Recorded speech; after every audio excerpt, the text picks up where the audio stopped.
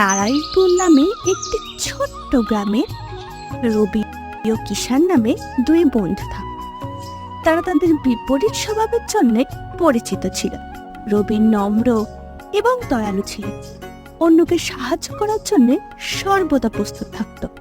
অন্যদিকে কিষান ছিল একটু মেজাজি এবং প্রায়শই যাদের সে ছোট মনে করত তাদের সে অবজ্ঞা করত। একদিন এক জ্ঞানী সন্ন্যাসী তাদের গ্রামে গেলেন। তিনি রবি ও কিষানকে ডাকলেন। তাদেরকে দেখে সন্ন্যাসী একটি মূল্যবান শিক্ষা দেবেন বলে ঠিক করলেন। তিনি তাদের প্রত্যেককে একটি বীজ দিলেন এবং তাদের রোপণ এবং যত্ন নেওয়ার নির্দেশ দিলেন। বীজটি পেয়ে রবি উর্বর জমিতে তার বীজ বপন করেছিল।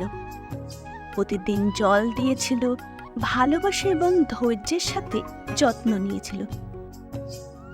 অন্যদিকে কিষান এই কাজটিকে ছোট মনে করে, শুকনো জমিতে তার বীজ বপন করে এবং অবহেলা করে। দেখতে দেখতে দিন সপ্তাহে পরিণত হলো এবং সপ্তাহ মাসে। এদিকে রবির গাছ লম্বা এবং শক্তিশালী ও পাতাগুলোও বেশ সবুজ হয়ে উঠেছিল। কিষানের গাছটি অবশ্য শুকিয়ে গিয়েছিল, মারাও গিয়েছিল তার প্রয়োজনীয় যত্ন না পেয়ে।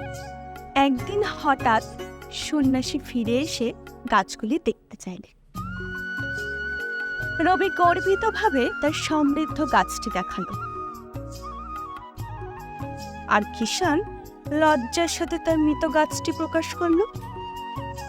সন্ন্যাসী তখন বললেন, এই গাছগুলি তোমাদের হৃদয়ের প্রতিচ্ছবি।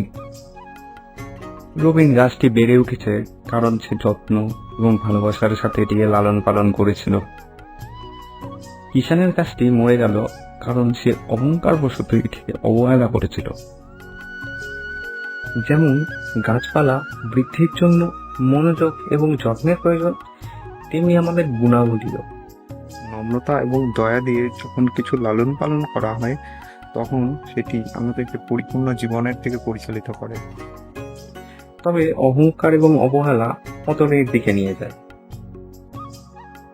রবির সাফল্য কিষানকে নম্র করেছিল এবং নম্রতা এবং করুণাতার গুরুত্ব উপলব্ধি করেছিল।